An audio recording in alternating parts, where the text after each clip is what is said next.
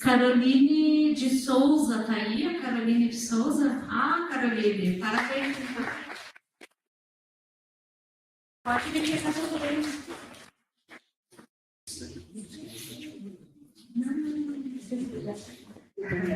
Parabéns, Caroline. Certo, então eu convido vocês agora para a gente ir para o café e às 10h30 a gente retorna para continuar nas nossas duas outras palestras, tá? A gente atrasou um pouquinho. Então, o café vai ser escutadinho também. Obrigada, cara. A gente vai estar aqui, tá lindo. Aproveitar esse cenário ainda. Tô aqui para pegar o painel também. Aí.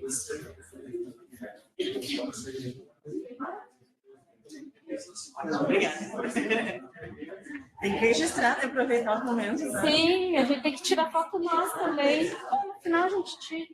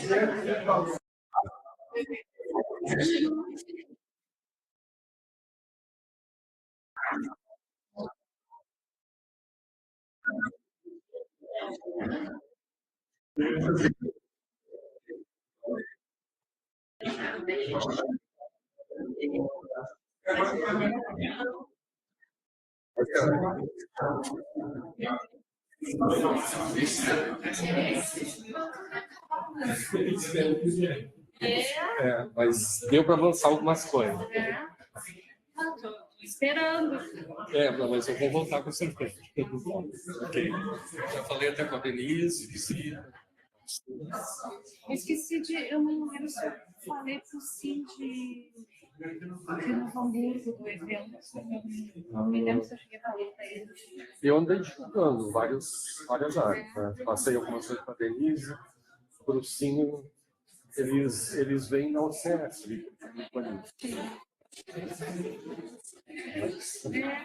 Não lembro, mas eu acho que eu divulguei para eles. Porque diretamente eu acho que eu também não, mas indiretamente. Vamos lá.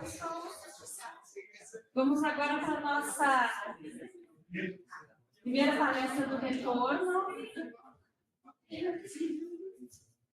Gostaram do café? Maravilhoso, né? Então, esse café é do Pão da Terra e eles, inclusive, estão expondo aqui também para venda os produtos. Nós ainda estamos em namoro para ver se a gente consegue que eles sempre tragam os produtos na nossa feira orgânica, que tem todas as quintas-feiras aqui na Faculdade de Veterinárias, tá? Só que a gente tem que participar também para eles poderem virem aqui, né? A gente tem que comprar. Então, de tarde depois tem outro café de encerramento maravilhoso como esse. Agora nós vamos para a nossa palestra do médico veterinário Flávio Figueiredo, com o título A Escolha de Raças para a Criação Orgânica. Flávio Figueiredo é médico veterinário formado pela Universidade Federal de Pelotas, com mestrado em bioquímica pela URGS. Atualmente é produtor orgânico e presta consultoria na produção de ovos orgânicos. Flávio, tudo contigo, então. Bom dia, obrigado pela oportunidade. Eu sempre fico bastante estimulado nesses encontros para poder conversar, discutir e abordar algumas questões que a gente tem dúvida, tem anseios na produção orgânica.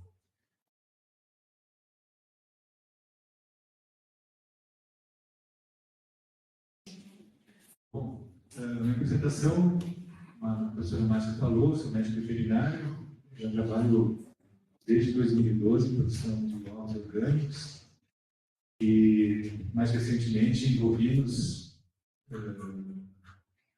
um projeto de produção de dupla aptidão de carne e leite. Mas esse projeto ainda está em estágio inicial, nós vamos conversar sobre isso ainda agora.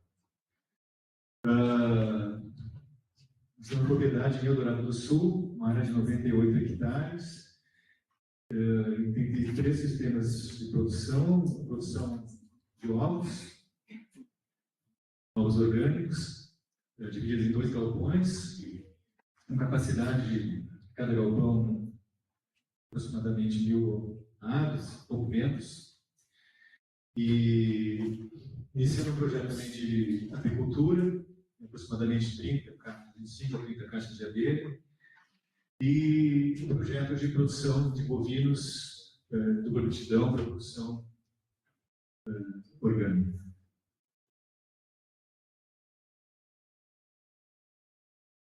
Bom, eu fui convidado a falar sobre esse assunto, mas eu tenho formação em genética e gosto muito desse tema.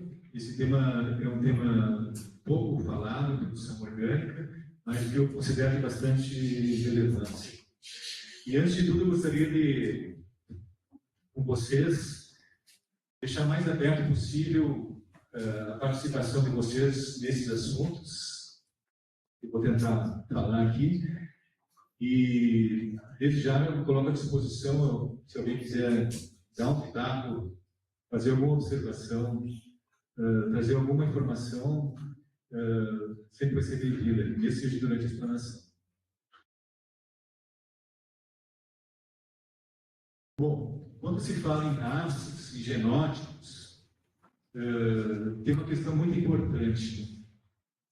Qual é a melhor raça? Como considerar raças para determinada exploração? Sempre é muito difícil a gente chegar a responder isso, porque existe uma interação muito grande entre o genótipo, ou seja, a carga genética que esses animais possuem, e o sistema em que eles vão ser explorados, que eles vão ser trabalhados. Então, é muito difícil dizer qual é a raça, porque as características naturais e peculiares de cada sistema de produção vão dizer qual é a melhor raça que se adapta a esse sistema. Infelizmente, numa época de intensivismo, como a gente tem vivido, o que tem acontecido, na verdade, é o contrário.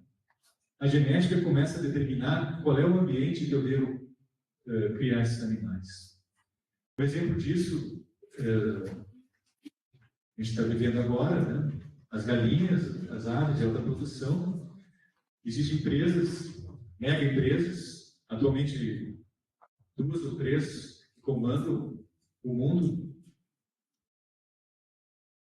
que fazem um melhoramento extremamente eficaz, extremamente intensivo, e disponibilizam para os produtores variedades com alto índice isotérmico de produção, alta produtividade. Porém, para que essas condições sejam expressas, eu preciso criar o ambiente para que esses genótipos possam produzir de acordo com o que eles foram selecionados. Então, toda a minha discussão, toda a minha explanação vai ser em cima dessa questão, a interação do genótipo com o ambiente. Como a produção orgânica pode se conduzir nesses questionamentos e se posicionar em relação a isso.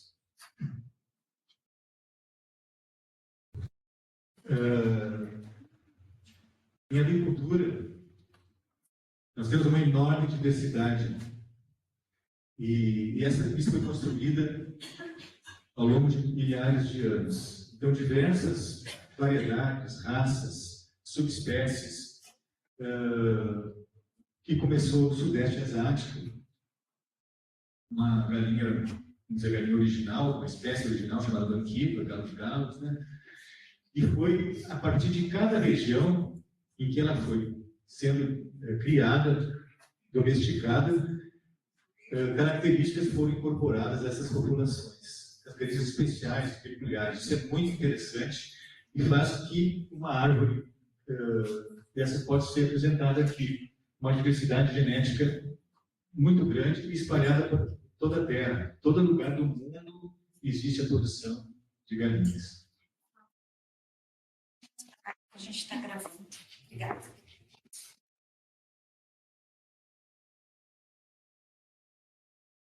Mas a agricultura, principalmente na década de 50 e 60, era muito parecida com a produção caipira e a produção orgânica de hoje.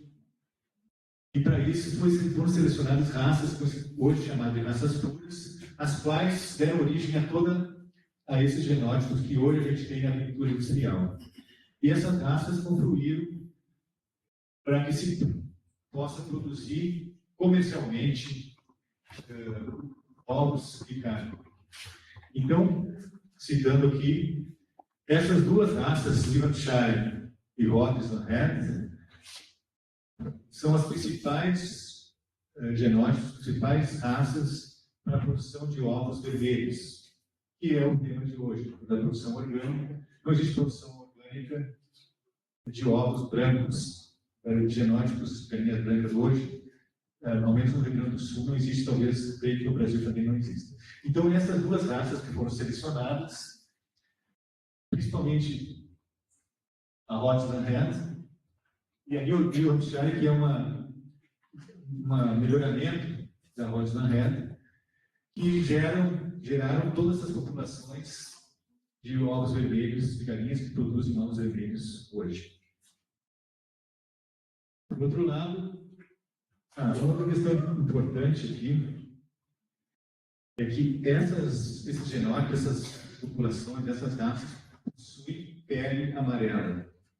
Isso é pouco falado, mas tem uma importância vital a nível mundial, porque em algumas regiões do mundo, a galinha caipira, a galinha de capoeira, a galinha orgânica, é identificada pela coloração da pele, que nem se faz hoje com a gema dos ovos, por exemplo. Se atribui, então, um valor atávico, um valor emocional, um valor afetivo e um valor nutricional à cor da gema do ovo. E, nesse caso aqui, se atribui esse mesmo tipo de valor à cor da pele das galinhas quando se faz abate dos frangos. Então, essas duas variedades, as duas raças, possuem pele amarela. Enquanto essas outras duas, a Orton e a Black Sussex, possuem pele branca, que na Europa é ao contrário. Daqui é muito mais valorizada as galinhas de pele branca do que as galinhas de pele amarela. Uma outra questão importante é que essas galinhas de pele branca geraram populações que produzem ovos creme, não vermelhos, ou próximos à coloração vermelha, de casca vermelha, mas ovos de casca creme, que hoje em dia está sendo valorizado como produção caipira. Então, em muitos lugares do Brasil, se considera mais interessante o consumo de ovos de casca creme do que de casca vermelha, porque se atribui e que a galinha caipira original não produz ovos vermelhos de casca vermelha, produz casca creme. Então, a gente já está falando aqui do consumidor. A valorização do produto que é feita pelo consumidor, que muitas vezes não corresponde a um valor real, mas está muito mais vinculado a um valor sentimental e afetivo do que propriamente a um valor objetivo. Mas que tem que ser considerado. Aqui mais duas, então são 6 raças que confluíram para todas as raças de hoje, as variedades de hoje. As Plymouth, que são raças americanas, pele vermelha, pele amarela, ovos vermelhos castanhos. Essas raças, para ter uma ideia, né, porque elas foram desenvolvidas para a agricultura, a produção dessa raça, num ciclo de produção, chegava a 220 ovos por ciclo. Hoje, as variedades que estão sendo vendidas comerciais de produção de ovos chegam a mais de 500 ovos por ciclo de produção. Para ter uma ideia da produção que está acontecendo. Além disso, o ciclo de produção era muito menor, se produzia em 10, 12 meses no máximo, e hoje se produz em 100 semanas ou mais.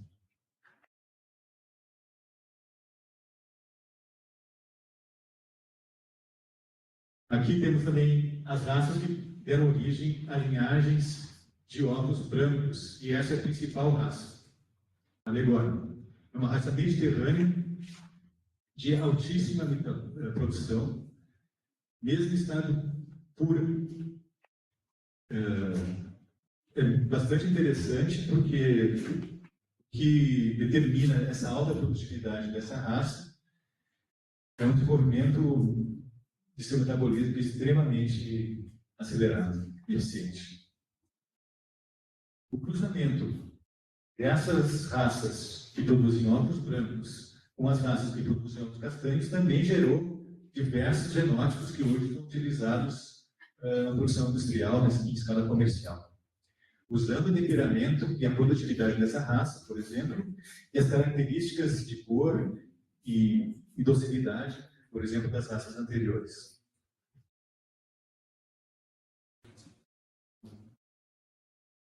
Ainda em raças geradoras dos genótipos atuais, essas duas raças, Plymouth Rock White, branco, e a Cornish, que é um melhoramento das raças combatentes, tiraram a agressividade, e no condado de Cornish, na Inglaterra, por volta do final de 1800, por aí, 1890, se não me engano, essa raça deu origem aos frangos de corte hoje, cruzado com o Rock White. É bastante interessante, porque naquela época já existia raças com esse perfil.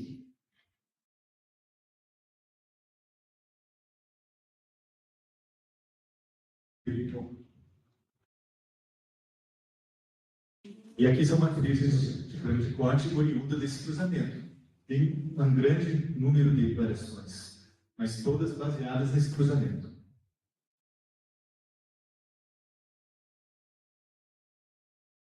Bom, como eu falei, falar só de raças, sem falar de sistemas de produção, o assunto se esvazia.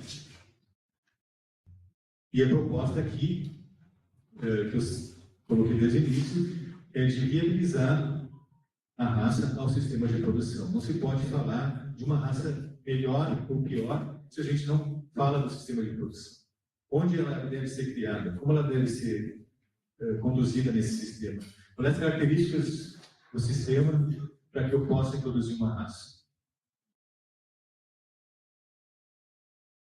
Então, baseado nos preceitos de produção, das normativas e legislação, preceitos da produção orgânica, uma das condições prioritárias é que as raças sejam adaptadas ao clima e ao manejo.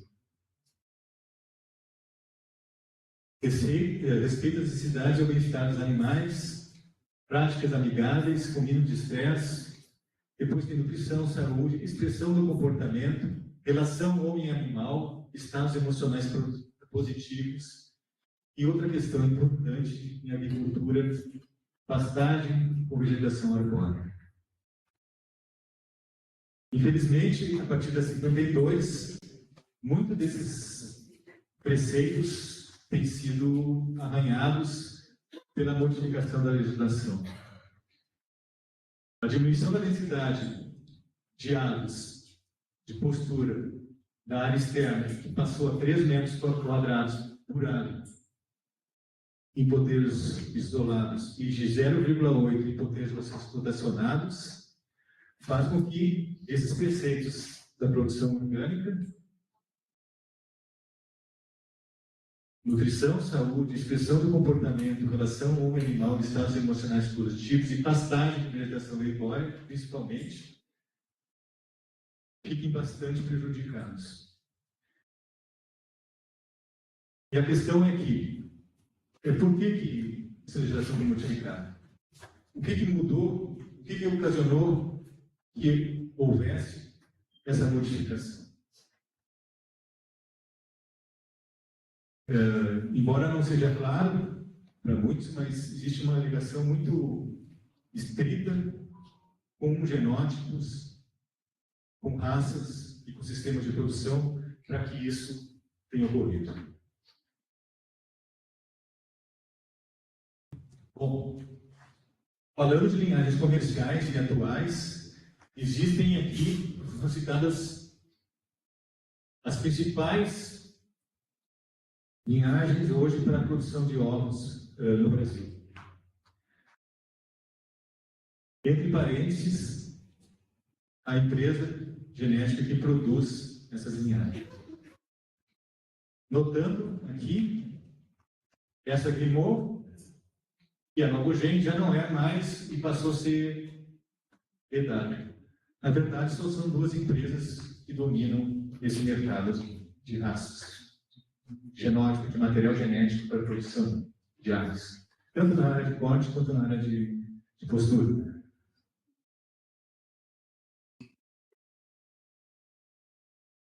Mais recentemente, essas mesmas empresas lançaram materiais genéticos para a produção de ovos que se adequem a essa visão do consumidor afetiva, muitas vezes, que busca ovos parecidos com aqueles que eles aprenderam a gostar na sua infância. Então tem essa linhagem bastante interessante, que é a Novogen Kinder com ovos creme. Por quê?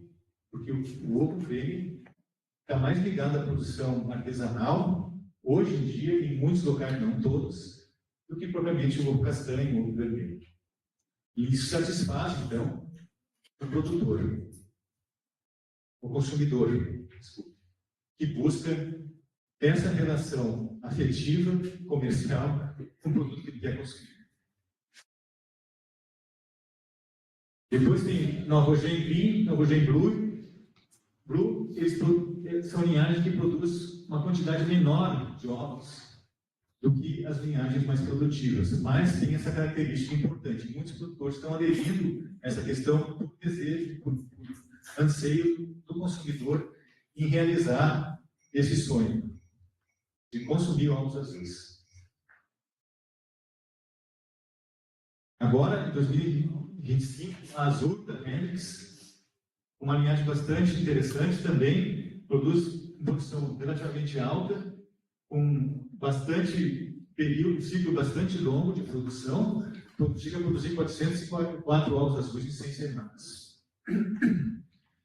A gente tem a GLC, que é da Avifran, que produz ovos multicoloridos, com diversas cores, mas que não tem um padrão genotípico capaz de sustentar uma alta produtividade e uma situação econômica muito sustentável. Ele apenas atende a esse desejo do consumidor.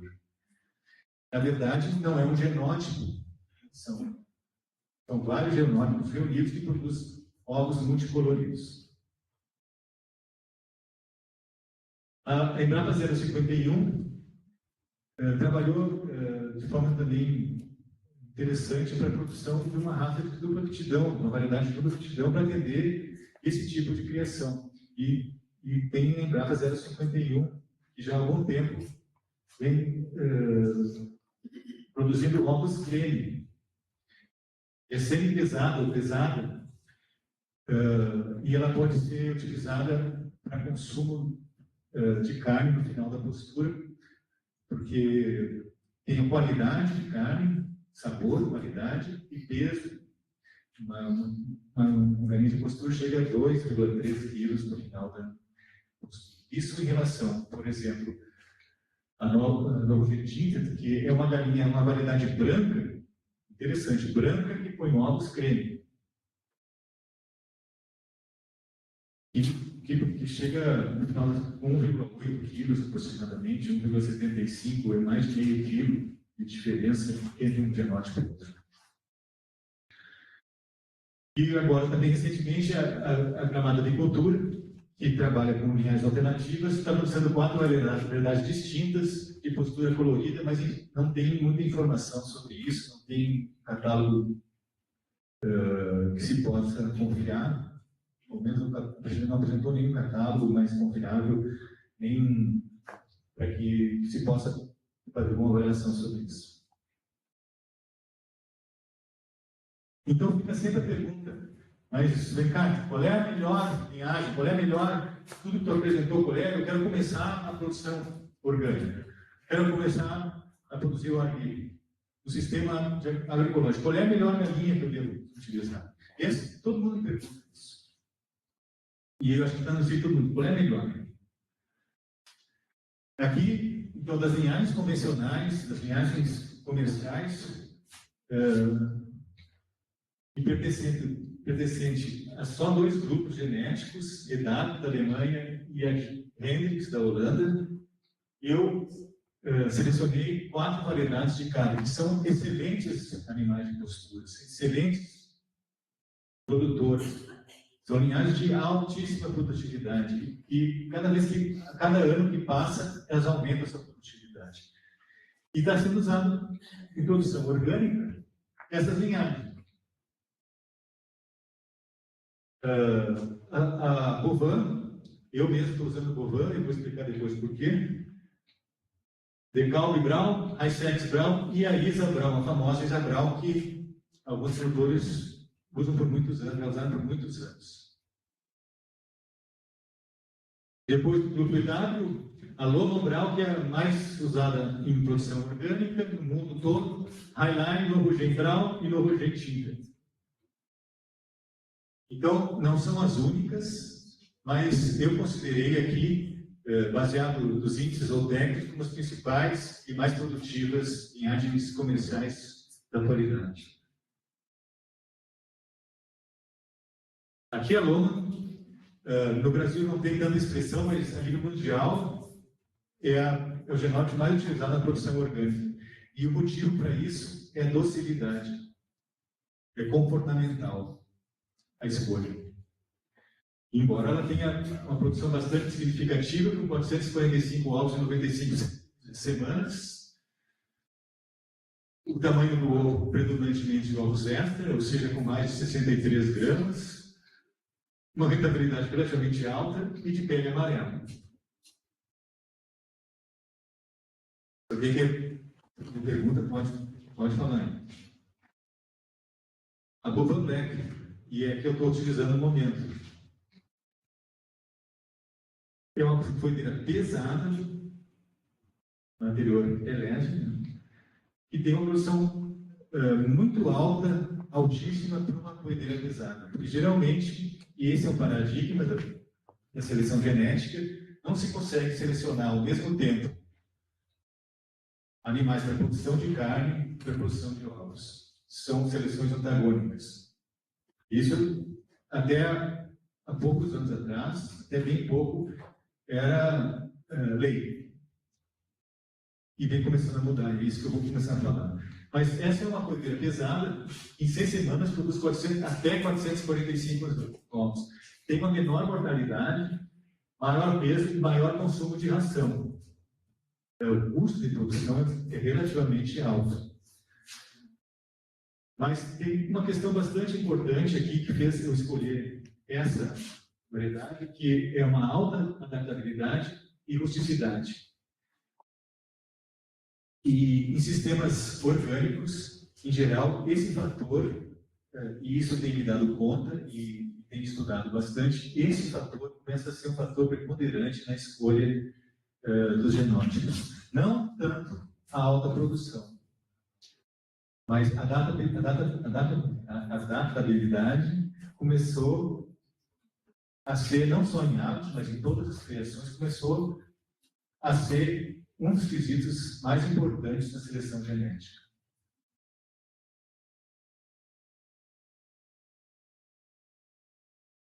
Embrapa 051 trabalhou, é a única genótipo que trabalhou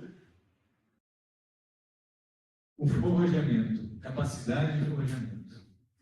Esse é outra questão funcional que deve ser explorada geneticamente e deve ser feita seleção genética nesse sentido, principalmente para a produção orgânica. E nenhuma dessas empresas, nenhuma dessas variantes, nenhuma dessas linhagens se faz isso, se fez isso. A Embrapa foi a única que conseguiu trabalhar ainda com isso. Mas, com o passar do tempo, essas linhagens comerciais evoluíram bastante e a Embrapa 51 continuou com os mesmos patamares de produção. Isso faz com que ela esteja sendo relegada no plano inferior nesse momento pela falta de produtividade, entre aspas, mas uma produtividade menor. É uma poedeira pesada também, como eu falei, que pode ser utilizada sob a forma de dupla aptidão, carne e ovos. 40% carne e 60% ovos. Produz ovos creme também, como eu falei. Essa nova argentina, que está sendo bastante divulgada aqui, porque ela tem um temperamento e um perfil de produção de galinhas que põem ovos brancos, que é maior que a que põe ovos vermelhos. Mas põem ovos creme. Então, a produção é bastante alta, 938 ovos em 95 semanas, atendendo a esse critério de escolha de ovos creme. Baixíssimo consumo de ração, pele amarela e grande rentabilidade. Adaptabilidade e capacidade de forjamento nunca foram questionados nesse genótipo.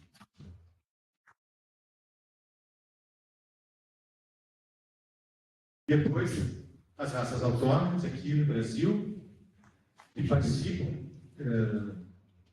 dessa discussão, porque são raças que, ao contrário dessas linhagens que eu falei, basicamente trabalham não com alta produtividade, mas com adaptabilidade e capacidade de forrajamento.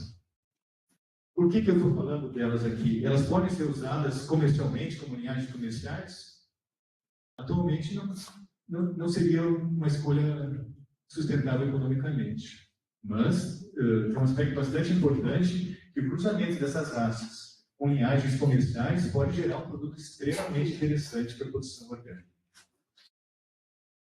Então, a galinha sertaneja balão, acho que muitos ouviram falar, tem desenvolvimento relativamente rápido, ganho de peso rápido, tem postura, dupla aptidão, tem postura relativamente alta, mas muitíssimo inferior a essas linhagens comerciais.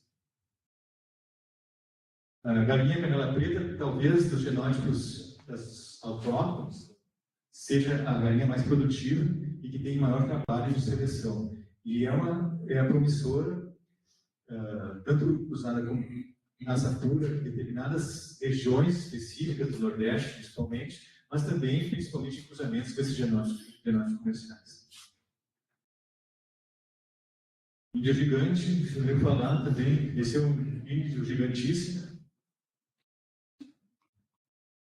Tem um potencial de ganho de peso, né? Pode ter velocidade de crescimento muito baixa, mas esse ganho de peso e tamanho pode ser utilizado também em cruzamentos da produção, principalmente em sistemas alternativos, sistemas agroecológicos. Nenhuma dessas raças aqui, se fosse colocar no sistema comercial de produção, seria viável economicamente hoje.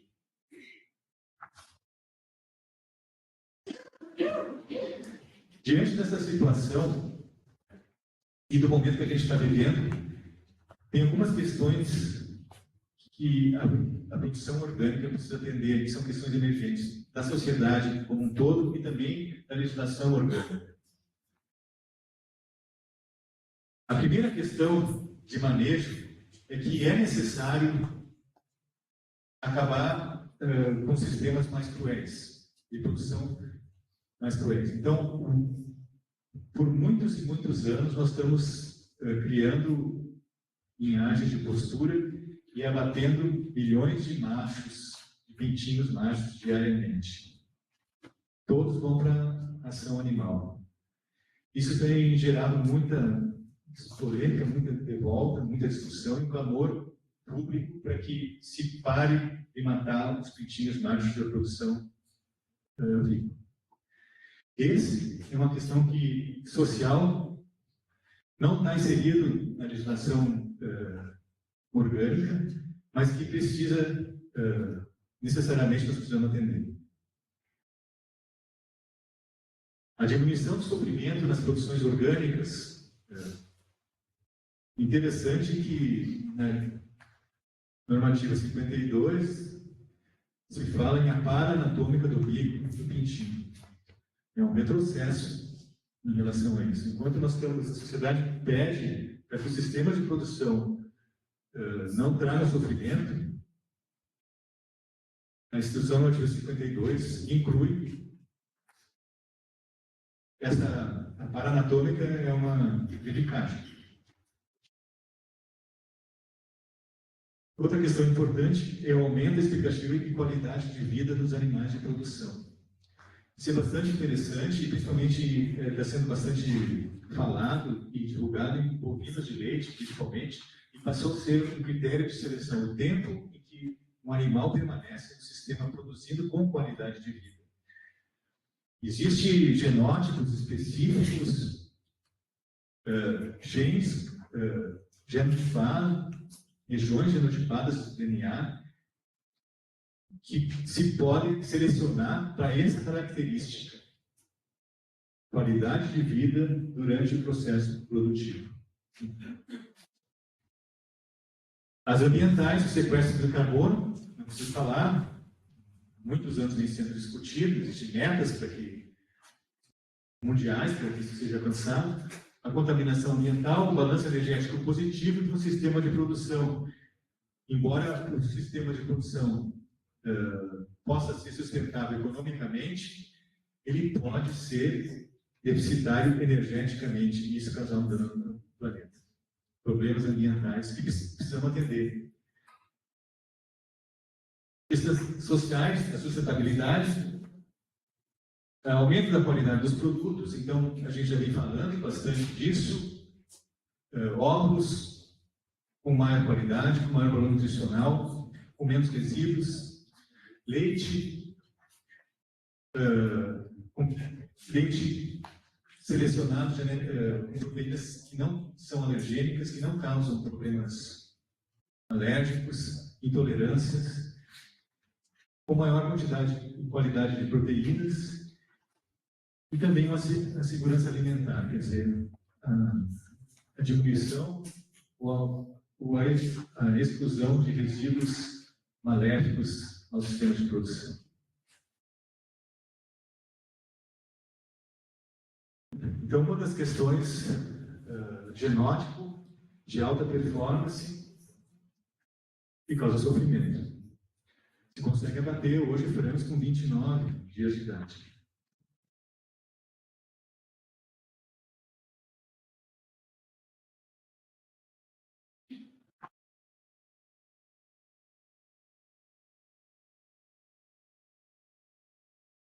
Sobre a qualidade,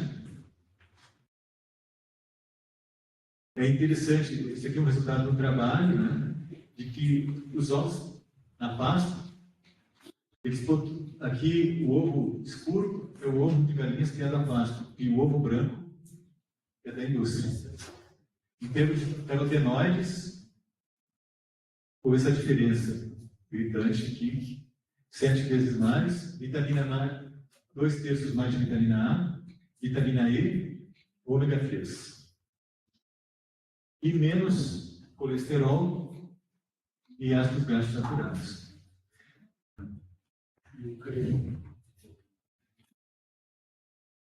Bom,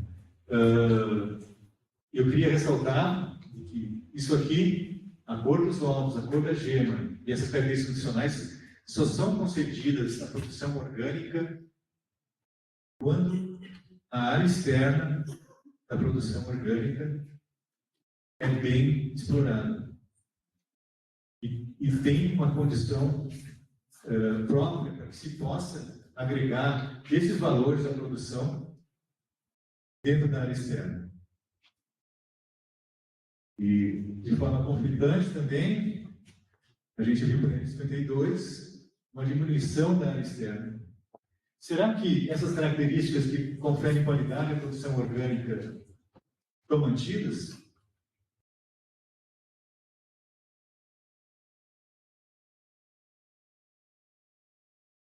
A questão, então, para que essas condições de valor nutricional e valor físico-químico dos ovos sejam um destaque da produção orgânica, é o forrajamento.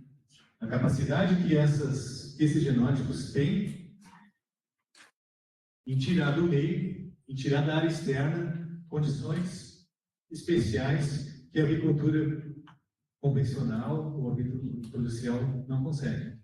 Não tem como. Então, o que isso tem a ver com raças e com genótipo?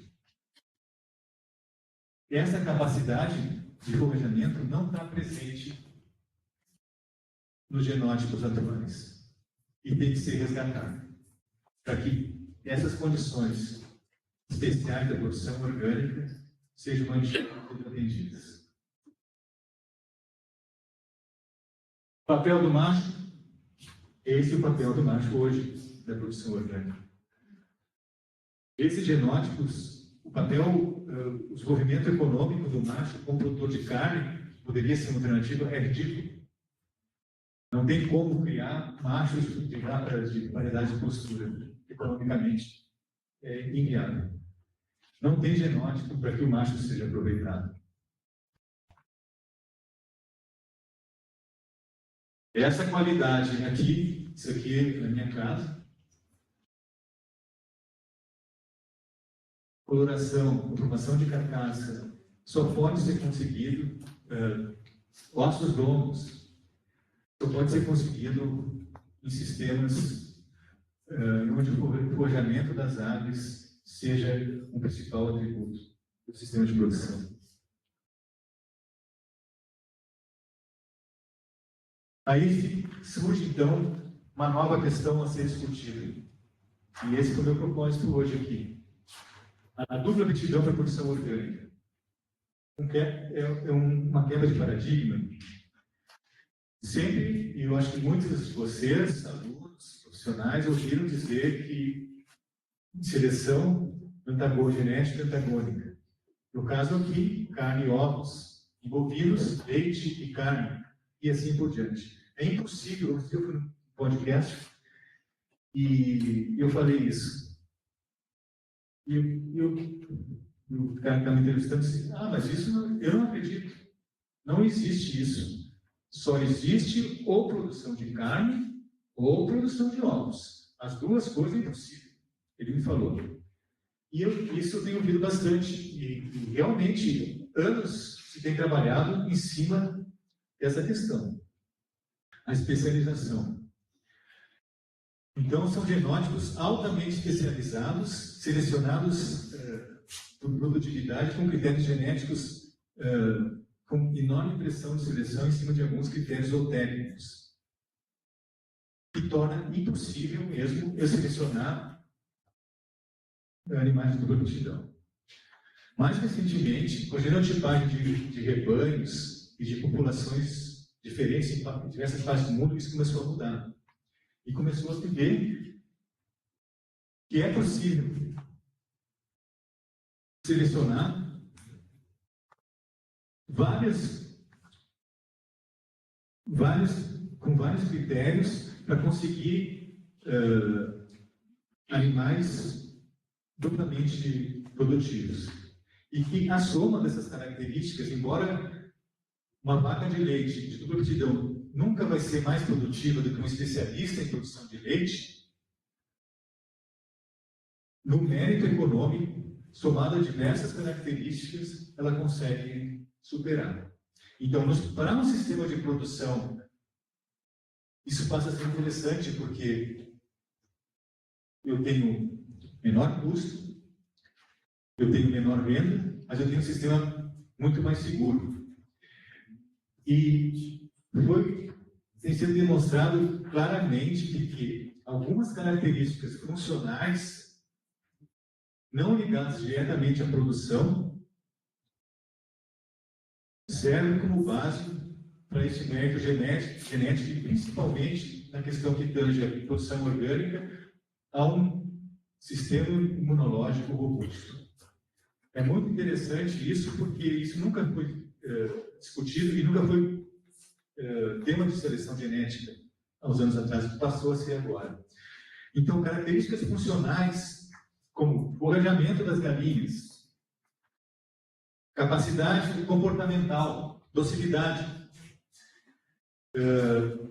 começaram a ter capacidade, comportamento proativo das galinhas no potreiro, a busca por alimento no potreiro, a capacidade de caminhar, comportamento não estático, passou a ser características selecionáveis com relação indireta na produtividade, inclusive superando os índices zootécnicos tradicionais, produção de ovos, consumo de alimento, porque são características multifacionais que no somatório dessas condições se consegue um produto sustentável e viável economicamente.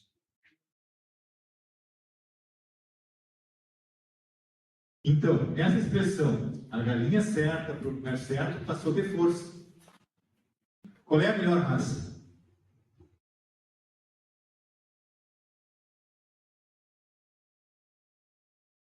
É aquela que divulga ou que consegue índices zootécnicos espetaculares, ou aquela que seleciona genética, fisiologia e comportamento de uma forma conjunta?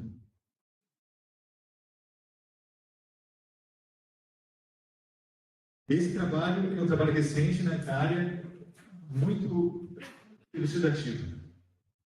Aqui, a gente está trabalhando, cada letra dessa é um genótipo diferente. As áreas de ocupação, aqui é o galpão, as áreas de ocupação externa.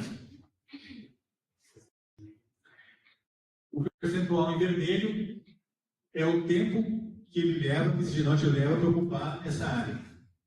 Então, dois genótipos, C, Y e M, se localizam não mais de 5 metros do galpão da exploração. Curiosamente, esses dois genótipos aqui são os que têm maior índice zootécnico, têm maior produtividade, são os que mais produzem carne, mais produzem ovos, mas não estão adaptados a esse sistema. Por outro lado, são os genótipos que apresentam maiores índices de doença. Dermatite, lesão de peito e empinamento deficiente foram o que foram encontrados nesses genótipos aqui. Os outros dois genótipos ocupam uma área parecida. E esses outros dois tiveram a melhor adaptabilidade, porque conseguiram ocupar esse espaço, o maior espaço possível de área externa. Não tem a maior produtividade, mas tem comportamento ativo e performance produtiva satisfatória. Então, no frigir dos ovos, perdão da redundância, esses são os genótipos mais produtivos. Não são os que têm maiores índices zootécnicos. Não é o que no catálogo das aves que a gente recebe quando compra as aves, que a gente se entusiasma, eu vou produzir uma grande quantidade e vou ficar rico. Mas que, no final do ciclo de produtivo, é o que dá o maior retorno. E nesses sistemas salário livre, sistemas... Então, vou voltar e aí 52. Se eu reduzo isso aqui pela metade, esses genótipos não podem se expressar. Vai ficar só esses aqui, que são os que a gente está acostumado, que tem toda hora, vai continuar produzindo, vai continuar tendo doença, vai continuar tendo os mesmos problemas que a gente já tem.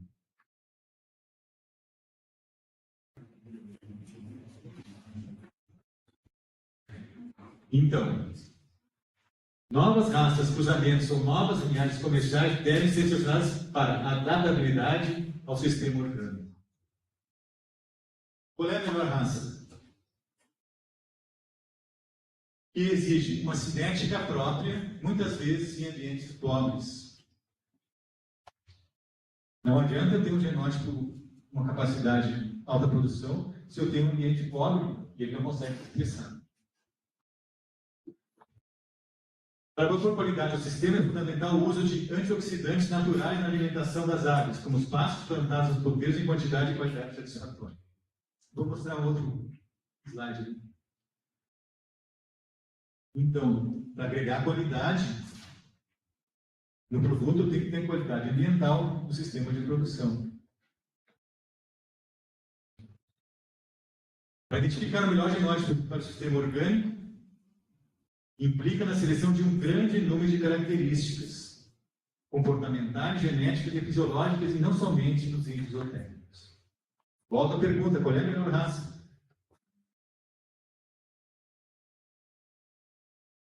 Esse outro último trabalho aqui também do mesmo grupo de pesquisadores da Itália mostraram que as cepas locais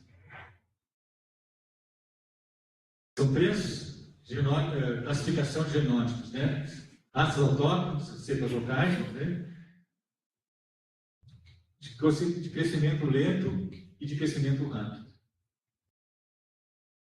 Essa aqui apresenta queda de antioxidante, a qualidade do produto final na carne desses genótipos é bastante baixa, bastante alta, embora eles estejam no mesmo ambiente.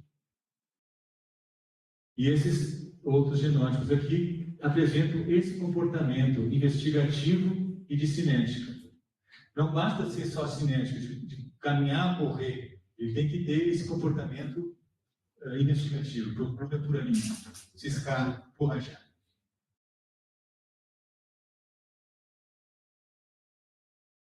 Bom,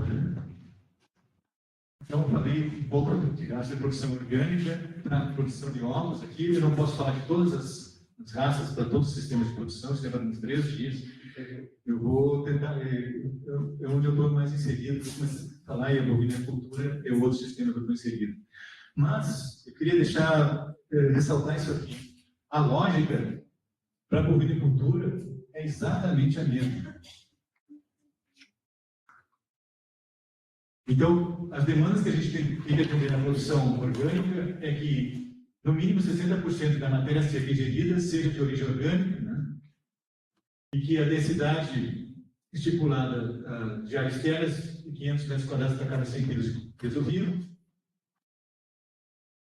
Outras função arbórea, 90 dias de treinamento natural, pastejo rotativo, manejo humanitário, consórcio, rotação de cultura. Isso prevê um sistema quase que exclusivamente a pasto.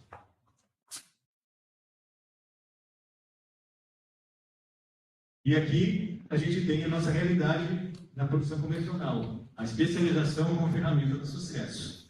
Se eu vou hoje falar sobre produção de leite no seminário de produtores, por aí, ninguém mais admite que uma vaca produza menos de 20, 25 quilos de leite dia no sistema de produção.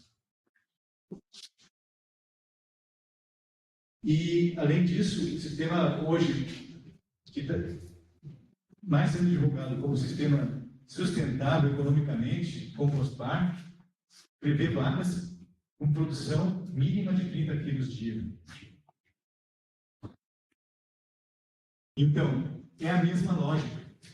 A especialização, a capacidade de especialização, mandando no sistema de produção, enquanto, na verdade, a realidade é diferente.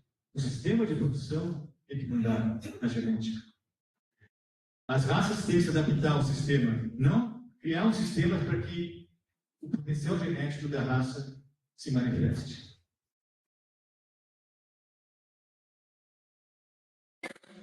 Então, novos parâmetros de seleção genética vêm sendo discutidos e são aplicáveis à produção orgânica, que antes não eram, e até hoje não são, muitas vezes. Qualidade de vida produtiva da vaca. Capacidade de locomoção. Quando se selecionou vaca com capacidade de locomoção? Quando se pensou em selecionar vaca, essa aqui caminha bem, caminha tantos quilômetros por dia, produz pouco, mas caminha 20 quilômetros por dia, então vou ficar com ela. Capacidade de gestão de alimento, nem se tem essa informação. Temperamentos, empiricamente, se selecionar lá, essa aqui é mansinha, essa aqui dá coice. Tá pronto. Resiliência e rusticidade. Saúde. Capacidade de recuperação, outra questão bastante importante. Uma vaca que produz 30 quilos de leite no período pós-parto, ela tem um déficit metabólico enorme. Ela entra no negativo e vai se recuperar 2 ou 3 meses depois com muita comida. Isso vai contra também essa lógica da especialização. Porque, ao contrário, uma vaca menos produtiva, menor, elas conseguem se recuperar com muito maior facilidade e não tem todas essas perdas, nem toda essa demanda que você tem dentro do sistema de produção. Eficiência alimentar, mérito econômico e, principalmente, isso que eu queria ressaltar aqui, sistema imune. Nem se sabia o que é sistema imune. Quanto mais selecionar para sistema imune robusto, melhor sistema imune, mais forte, capaz de superar desafios. Na produção orgânica, a exposição é a tônica. O desafio é a tônica. Precisa do desafio, mas precisa ser desafiados para reforçar o seu sistema imune. Se não tiver desafio, não tem sistema imune robusto. E o sistema imune tem que ser capaz de responder. E tem que ser selecionado os animais com essa capacidade para esses sistemas. O que é interessante é que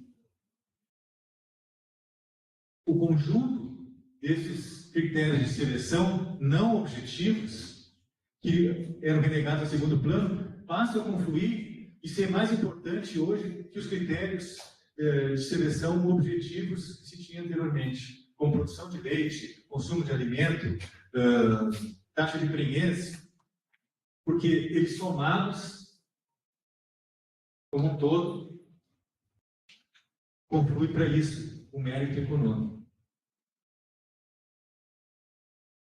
Então, se faz uma relação muito positiva com sustentabilidade e esse conjunto de critérios funcionais e, quando analisado em conjunto, cria essa situação de mérito econômico. Se eu selecionar só para leite, por exemplo, uma vaca produz, eu digo assim, eu tenho uma vaca que produz 40 litros de leite, 40 quilos de leite diário. Eu estou ganhando dinheiro com essa vaca ou não?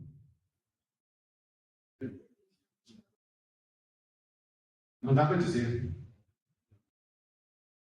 Agora, se eu analiso por diversos critérios funcionais, eu não sei quanto, eu posso dizer que eu não sei quanto eu estou ganhando, mas eu não estou perdendo. Eu posso dizer que eu não estou perdendo, eu não estou dando prejuízo. Então, esses critérios objetivos, morfologia leiteira, produção de leite, gordura do leite, pedigree, se esse objetivo, né, de ganho de peso, por exemplo, passaram a ter menor importância e ser menos investigados e menos selecionados.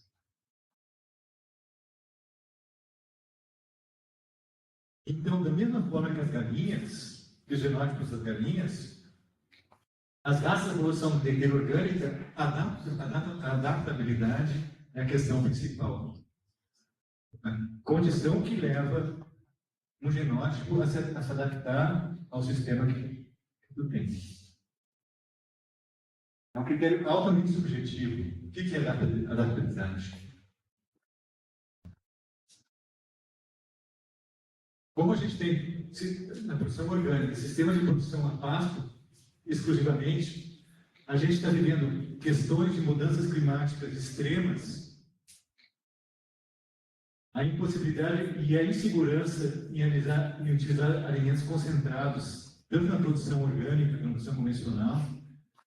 Que isso? E cada vez está mais evidente de que os grãos não vão estar disponíveis para a produção animal em pouco tempo. Estão sendo disputados diretamente para o consumo humano e cada vez estão mais caros e são commodities. Então, hoje, eu tenho uma ração que custa 3, 4 reais o quilo. Daqui a um mês, eu não sei quanto está custando. E eu estou produzindo leite com o mesmo preço. E eu não sei como é que vai ser o futuro amanhã. Essa insegurança é que todo produtor de leite vive.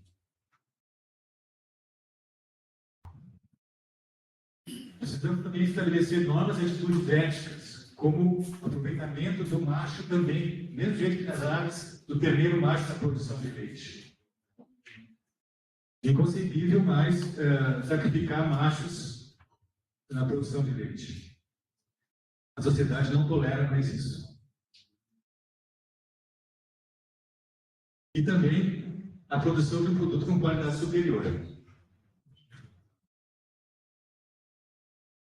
Bom, então eu selecionei alguns genótipos para essa ideia que eu estou tentando desenvolver. E o ponto de partida aqui foi o Jersey, que é uma raça britânica extremamente, das raças britânicas, bastante rústica e adaptável, com um alto índice de solo, um temperamento excelente para a produção, e se adapta relativamente bem a essa condição que a gente está levantando. Porém, terminado. O problema do macho ainda persiste. A raça Sindhi vem crescendo bastante no Brasil, é uma raça paquistanesa, tem aproximadamente mais de 5.000 anos, e ela foi selecionada por tribos nômades e foi selecionada para tripla aptidão: trabalho, leite e carne. É a raça zebuína de melhor temperamento, a raça zebuína mais precoce, a raça zebuína de maior adaptabilidade. Nesse ambiente em que ela foi selecionada durante esse período, as temperaturas oscilavam entre 5 graus e 40 graus. É quase o ambiente que a gente está vivendo hoje. Mas é uma raça de dupla aptidão que produz carne e leite. Outro paradigma. Aqui o produto do cruzamento com Jersey já. O Singer, uma alternativa pecuária que eu preconizo para a pecuária leiteira orgânica. Porque o produto macho já é um produto que pode ser comercializado tranquilamente no mercado de carne, abatido, com uma boa carcaça. É uma coisa que eu esqueci de falar, que é importante. Tem algumas características peculiares que hoje nós estamos buscando que são inerentes à adaptabilidade e resiliência, como o marmoreio, por exemplo. Por que o marmoreio, por que os bovinos mais resistentes têm carne com marmoreio? Porque eles precisam armazenar gordura no momento extremo, poder utilizar nessa mão. E essas gorduras entremeadas no músculo são lançadas quando há necessidade. Enquanto que as raças especializadas, o isotec mais interessante é ganho de peso. Não se fala em marmoreio. Então, esse resgate aqui, automático, é uma das raças, é a raça zebuína que tem mais marmoreio. E provavelmente porque tem maior adaptabilidade. O vagil, né? Esse raça japonesa que está sendo usada que tem maior índice de marmoreio, é uma raça com índices técnicos horríveis, ridículo, mas tem muito marmoreio e é extremamente resistente. Aqui um outro cruzamento, o Singer com Girolamo, bastante interessante, dupla aptidão, produção de carne e leite. Aqui as vacas novilhas Singer e aqui o produto.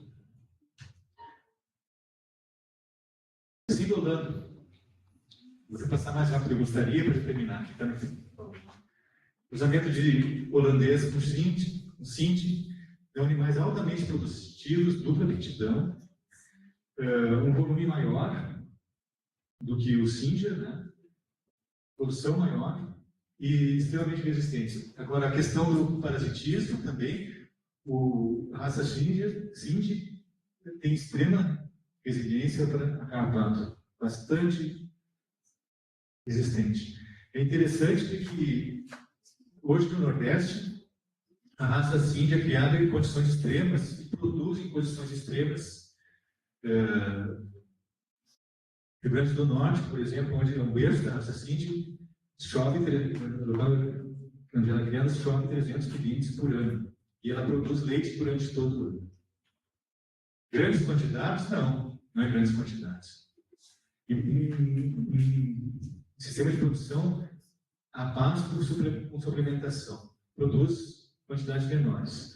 Mas, o cruzamento de raça, essa raça genuína, distinta, e com bastante distância genética, gera um produto com alta heterose, que só pelo efeito da heterose já viabiliza bastante o sistema produtivo. Então, uma vaca Jersey, por exemplo, que produz 20 quilos, quando cruzada com uma raça Sind, que produz 6, 7 quilos, o produto vai ser um produto que vai produzir leite em quantidades compatíveis com a produção de leite. 18 litros, enfim. Normalmente 10% a mais da média dos pais. A gileiteira também é uma raça que vem sendo bastante utilizada com a mesma finalidade, embora não tenha aptidão mais já teve, e o macho não pode ser utilizado com muito sucesso para a produção de carne. Girolando, da mesma forma, passou a ser uma raça altamente produtiva, adaptável também, em diversas regiões do Brasil, com resistência a carrapato, mas o macho também, a questão do macho não é muito viável. A Jersey da mesma forma, giro com Jersey,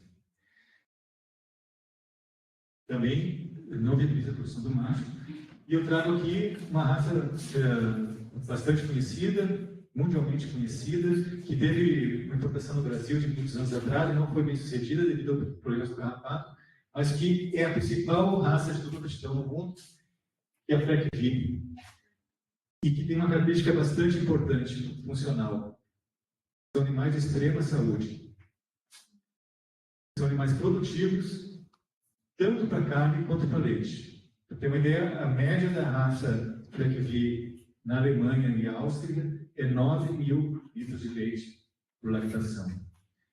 E tem animais que produzem 1,6 quilos de carne por dia. Um grande peso de 1,6 quilos de carne por dia. Animais de dupla aptidão. Olha a seleção antagônica. Como é que se chegou a isso? Como é que foi possível chegar a isso? Como é que chegaram a isso?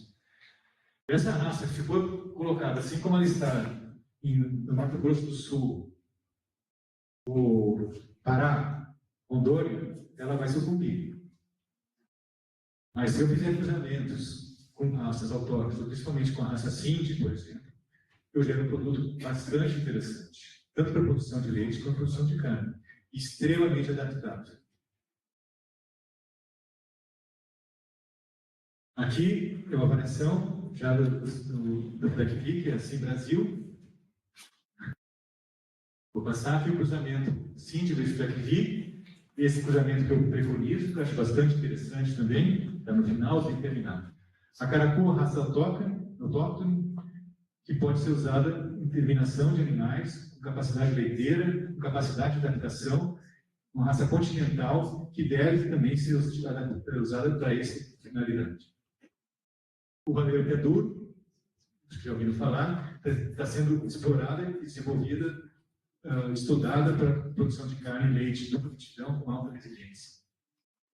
Criologeno, da mesma forma, já vem sendo utilizado em cruzamentos, principalmente, e essas raças autóctones em cruzamentos já se viabilizam a produção econômica. Aqui algumas características das zebuínas. É só ressaltar a Sind, ela é das zebulinas, rusticidade, precocidade, temperamento, fertilidade, intervalos de parto, é a raça mais produtiva de todas as zebuínas. Perde na produção de leite. É critério objetivo. Mas nas funcionais, ela é maior. Então, alguns cruzamentos preconizados, já vou terminar. E esse aqui que eu estou trabalhando, inicialmente. Jersey, Sind e Fleck Vic. depois volta ao Jersey e continua nesse tricross aqui. Mas pode ser feito de outra forma. Esse aqui é um outro cruzamento bastante interessante. O Gerson Orlando, de origem neozelandesa, que eles trabalham bastante nesse cruzamento de raças criadas exclusivamente a pasto. Gerson Orlando, Cindy, mental brasileiro. Girolando para aqui, Cindy, Jersey, Cindy, Caracu.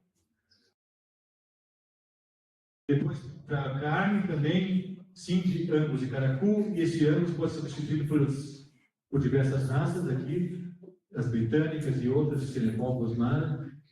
Cindy, pelo lajeiro, e o Angus pode ser substituído por também essas mesmas raças. Outra questão para finalizar, os cruzamentos. Está sendo muito preconizado o Beef on Dairy, que é carne no leite, né? Cruzamento de bovinos de carne em vacas leiteiras para solucionar o aproveitamento de macho. Mas a minha proposta, na verdade, não é essa. É carne e leite. Em que eu posso usar os machos, as fêmeas de alta produção, o descarte também das fêmeas para corte, uma alta pressão de seleção, e posso usar sêmen ou touro a minha escolha. Enquanto que nesse outro sistema, eu preciso usar sêmen sexado. Era isso que eu tinha.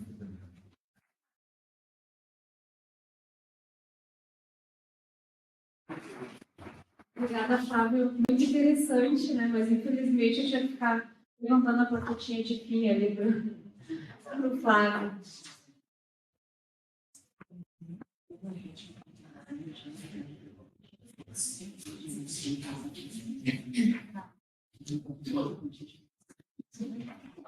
Bom, pelo adiantado da hora, então, pessoal, a gente vai fazer um pequeno ajuste na programação. Essa palestra que estava prevista para iniciar às 11, né? A gente foi atrasando. Então, a gente vai deixar para o início da tarde, tá? E aí agora eu só vou ver se tem perguntas para o Flávio com relação a essas questões de raças e aptidões, etc. Pode pegar o microfone.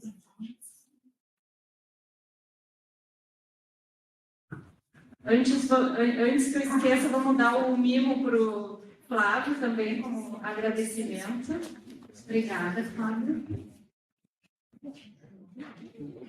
Não, tira foto com a Mariana.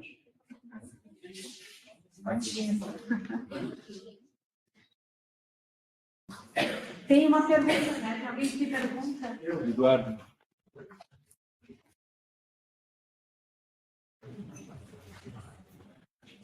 Bom dia, Flávio, tudo bem? Obrigado pela palestra e pelas informações. São duas perguntas, eu vou te lançá-las para tu respondê-las. A primeira é em relação às aves. Tu colocou ali, né, vários quesitos da produção orgânica. Né? Eu senti a falta de uma delas, que é a autonomia. E aí eu te falo na questão genética. O que tu pensa do ciclo completo dentro da criação de aves e tu ter as raças matrizes e trabalhar com a heterose, né? Trabalhar com a F1 nos animais. E a segunda pergunta é, agora teve um pessoal do coqueiro, lá nos Estados Unidos, coqueiro frigorífico aqui de São Paulo do Sul, e eles me falaram que os confinamentos, né? Confinamento é outra história, né? Mas estão colocando muito genética de gado de leite no gado de corte. Eles estão fazendo dairy and beef, não beef and dairy. Eu tenho algum conhecimento sobre isso, mas é mais pela questão do marmoreio, acho que eles estão buscando. É isso, obrigado. Bom, sobre as galinhas, o ciclo completo, quer dizer, não sei se eu entendi direito, o ciclo completo seria a produção de ovos, de carne, isso? Seria o ideal, né? Mas isso não é permitido, né? E aí, por exemplo, lei, a gente não tem como fazer. Mas eu também não falando, né? Mas existem muitos trabalhos hoje que comprovam que a utilização dessas variantes, o melhor resultado em sistemas de dupla aptidão se consegue com o cruzamento dessas variantes de produção de ovos com produção de carne. O cruzamento dessas duas, ou então o cruzamento de uma produtora de ovos com uma linhagem de dupla aptidão. Os resultados são bastante interessantes. E eu acho interessante, se fosse possível, na propriedade, produzir carne e ovos. Quer dizer, no final do ciclo, ou em determinado momento do ciclo de postura, poder abater os animais com uma carcaça de alta qualidade. Tem um material da Embrapa, que deve conhecer, que aí preconiza isso, assim, completo, mas aí é corte, né? E eles têm, inclusive, sistema de produção lá para a parte de reprodução. É interessante. Não deu tempo para falar, mas esse cruzamento, assim, é uma questão bastante importante, né, que é a diminuição do requerimento nutricional. Então, essas linhagens são altamente dependentes de níveis altíssimos de proteína, de aminoácidos, níveis energéticos muito altos, e esse é o mercado da produção orgânica. Cada vez mais a gente tem dificuldade de conseguir esses nutrientes, né?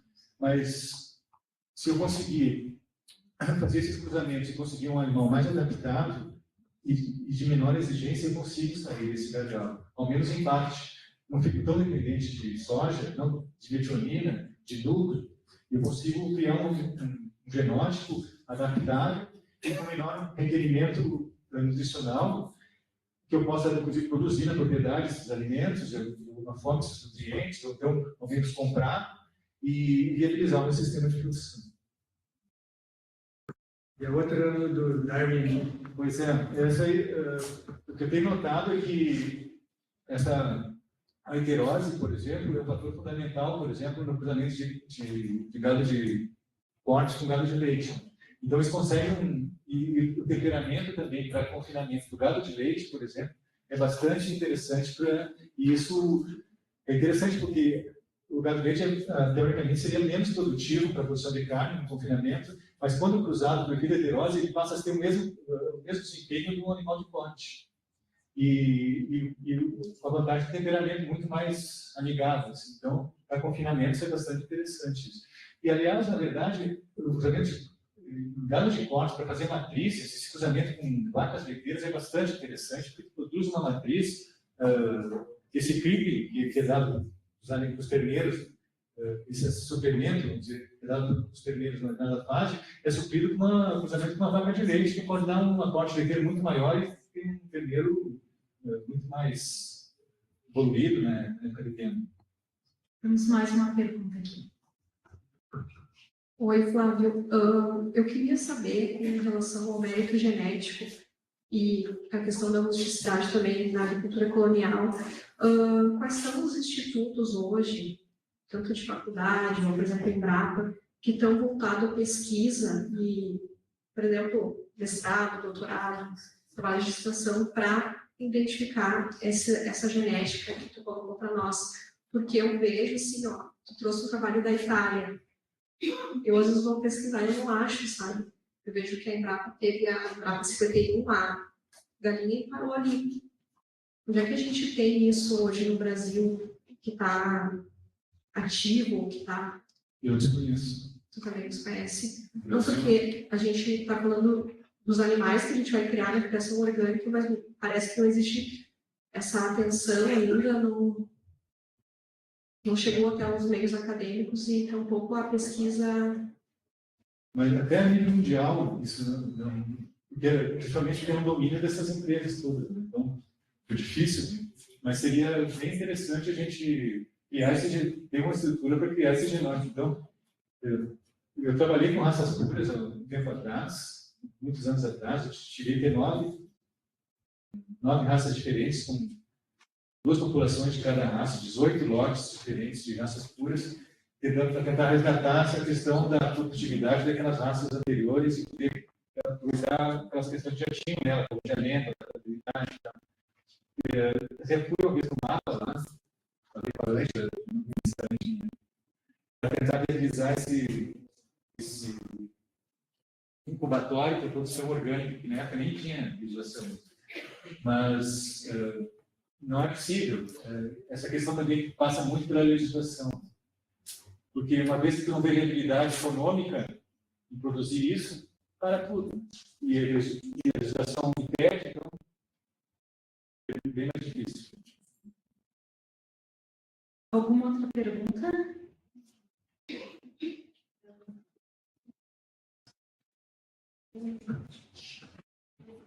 Meu nome é Miriam, eu tenho um sítio no Caraá, a gente, na verdade, não tem criação de gado, mas a gente ajuda um produtor que é nosso vizinho, né, porque a gente trabalha com produtos agroecológicos, e ele está com um problema de cowbank, acho que é esse o nome, que que já perdeu vários animais para essa doença.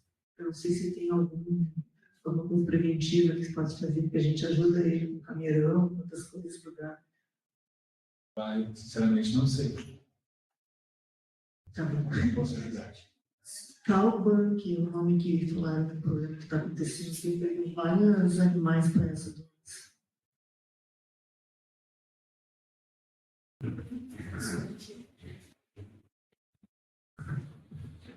Flávio, aqui é o Alexandre. Juntando essa pergunta do colega aqui atrás, a gente estava falando antes do início, né, dos ovos casca-creme, né, a percepção do consumidor sobre o que culturalmente é mais atrativo para ele, que ele entende como sendo saúde. E essa lacuna que a gente tem justamente do consumidor em termos de conhecimento sobre o alimento orgânico e o valor nutricional. Eu acho que é aí que está essa distância da academia, às vezes da pesquisa, porque ela segue muito o que o consumidor pede. Pois é, você sabe que um tempo atrás eu chegava lá na banca que eu vendo ovos, mas, eu quero ovos bem vermelhinhos, com a gema bem vermelha, pequenos e vermelhos. Depois chegava uma época que queriam ovos grandes, com a gema não tão vermelha. E depois, agora, mais recentemente, tem chegado, eu não quero com gema vermelha, porque está associado a corantes. Se tu tem gema vermelha, tu põe corante. Então, existe uma... E a questão do ovo caipira, eu acho que o ovo caipira, essa questão da legislação e da disseminação do termo caipira tem atrapalhado muito. Porque alguns produtores orgânicos têm colocado no rótulo de ovos caipiras orgânicos. Isso dá uma confusão enorme. O que é caipira, o que é orgânico? Então chega um consumidor, tu pergunta para mim na banca da feira, teu ovo é caipira? Eu digo, não, é orgânico, então não quero. Daí pergunta assim, mas o que é ovo caipira, o que é orgânico? Não sei, eu quero caipira. O que manda no consumo é aquela ideia que ela tem de caipira na cabeça. E cada um, às vezes, faz uma ideia diferente. Até assim, eu vou fazer uma pergunta que quem quiser, até bem mais para cá, por causa da gravação, quem quiser iniciar uma produção, por exemplo, né, uma criação de aves ou de bovinos, onde é que tu indicaria, que tipo de raça e qual a disponibilidade dessa raça ou de variedades, cruzamentos, né? E que esse produtor poderia encontrar, porque às vezes pode ter as ideais, mas onde que ele poderia encontrar, né? Sim. Isso foi bom, porque muitas vezes esses genômicos não existem, mas não estão disponíveis na região que o produtor está. Então não adianta nada dizer, olha, esse aqui não tem para comprar. Mas, por exemplo, tem alguns distribuidores, na verdade, aí passa para o distribuidor, a capacidade que o distribuidor tem de disseminar aquelas linhagens em diversas regiões e dar acesso ao produtor. Então, essas linhagens convencionais são excelentes produtoras de ovos, por exemplo. Excelentes, tem. Agora, não, essa é a questão que eu coloquei, quer dizer, não existe uma raça melhor se eu não sei qual é o ambiente que eu vou criar ela. Eu só posso dizer qual é a melhor raça, qual é a variedade, diante daquela situação ambiental que está sendo colocada ali. Mas, em geral, essas raças convencionais produzem diversos sistemas de produção. É muito essa questão da adaptabilidade, depois do final do ciclo, principalmente, existe essas linhagens mais produtivas, um índice de mortalidade bastante aumentado. O que acontece que é diferente na produção orgânica e na produção madeira é que existe uma oscilação muito grande quando a galinha, do nível nutricional durante o dia da galinha que sai para forragear, para fora. Enquanto que essas raças foram criadas com um nível constante de nutrientes durante todo o tempo, está sempre comendo. Ela precisa botar um ovo por dia, o ovo tem um requerimento enorme, ela fica sempre comendo. Quando a galinha sai para o pasto, ela não sabe o que vai encontrar lá. Então cai cálcio, cai fósforo, depois ela volta para comer, depois volta. Então essas oscilações todas, acho que no final do ciclo produtivo, essas raças mais produtivas começam a ter uma queda de qualidade de saúde, começam a ter mortes, prolapso de cloaca é bastante comum, mas por exemplo, uma das raças mais usadas na produção orgânica é a Isabral, das convencionais, é bastante usada. Agora, eu achei bastante interessante essa produção da tinta, porque a relação custo-benefício é bastante alta, né? Ela come muito pouco e produz muito. Então, e a Bova Black que eu uso, porque eu tenho interesse nessa desenvolver essa questão de dupla aptidão, as mais pesadas, com maior capacidade do sistema de aguentar mais os desafios. Certo. Bom, pessoal, então nós vamos fazer.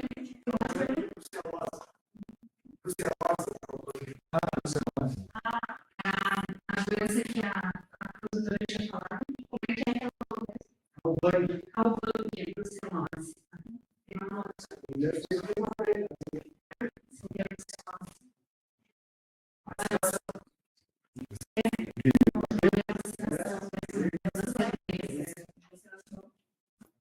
Pessoal, então agora eu vou fazer mais um sorteio do manual. Agora eu vou sortear o manual de pecuária orgânica ruminantes. Então, para quem não conhece,